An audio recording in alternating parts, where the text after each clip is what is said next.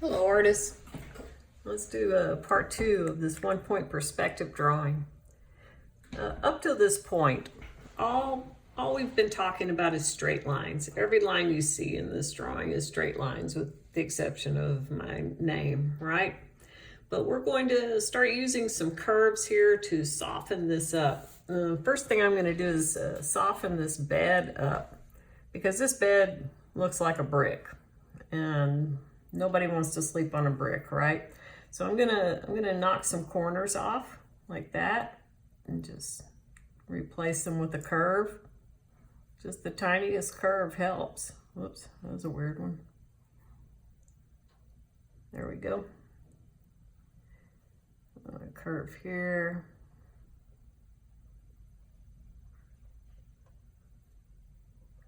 Another curve here.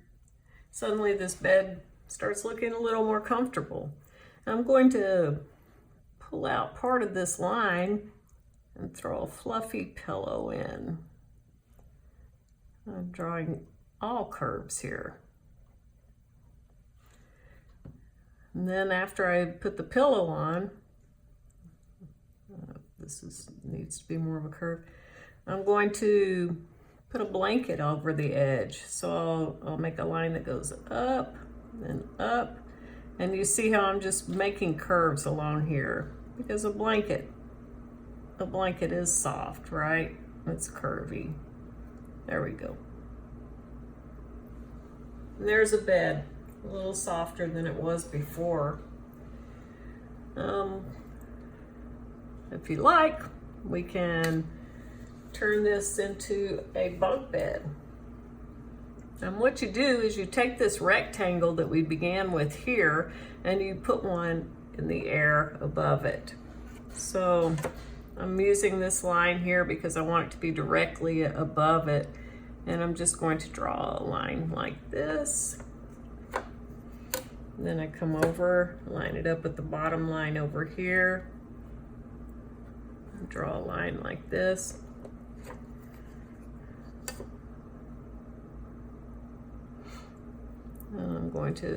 I'm still drawing in squares. I soften them up after I draw them.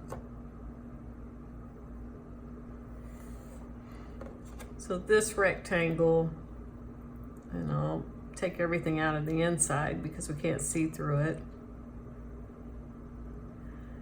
This rectangle is directly above this one. And same thing, we put a dot here, a dot here, and I can try a dot here. I don't know if it'll work. If it doesn't, we just leave it out. So there's a line. There's a line.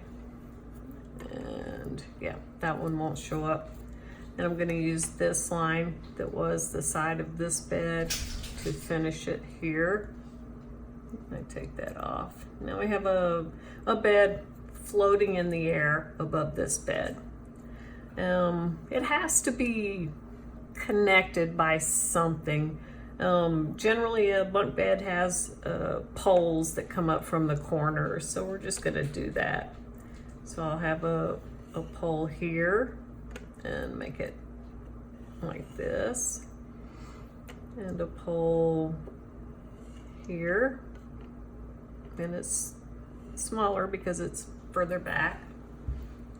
And I'm going to erase this, this, this. Okay. I knocked out part of my wall. There we go. And I'm going to connect this one like this. Try to make it the same thickness as the other one.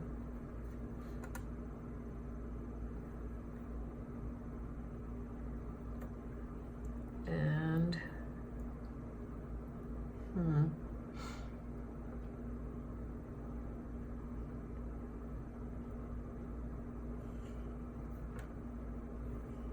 okay.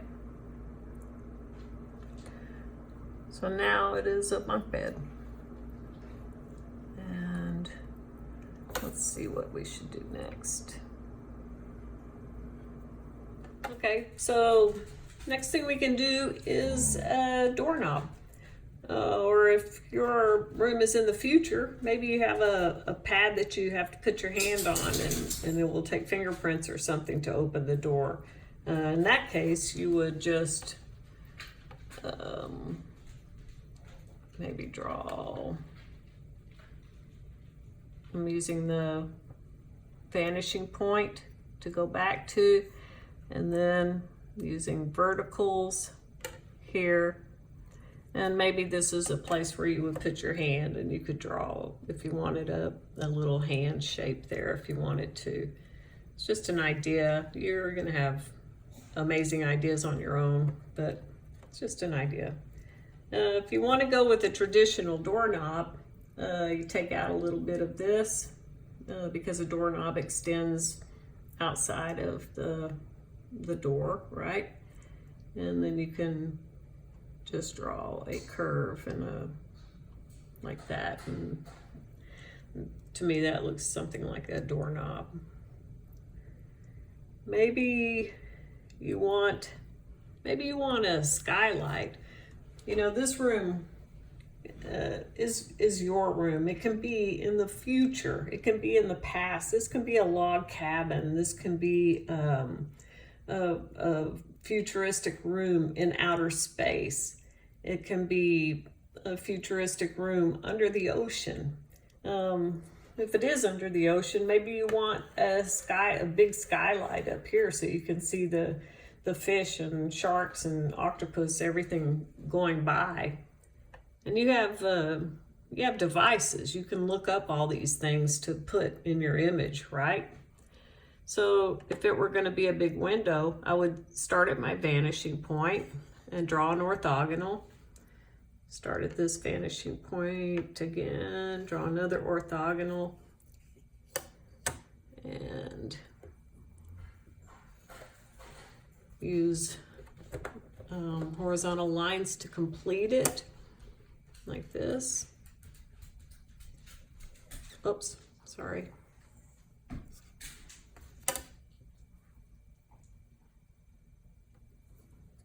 And this would be a window. So whatever you could see from wherever you are here would be outside this window. You have your imaginations. You can do what you like there. And maybe you have a rug on the floor. So again, an orthogonal. Go from the vanishing point, draw a line here. Vanishing point, draw a line here. And complete it with horizontal lines. And that could be a rug. So maybe you're thinking you might want to have stairs that go downstairs here. And if you do,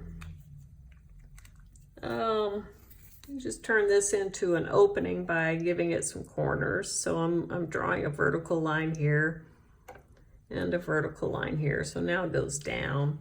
And your first step uses an orthogonal that comes back to the vanishing point to here. And I just take that little bit out. And then we want a horizontal line that comes out, and another orthogonal that goes back to the vanishing point. There's your first step. And then we need a vertical line at the end to go straight down, and that steps down. Then you need an orthogonal to mark this next part, like that.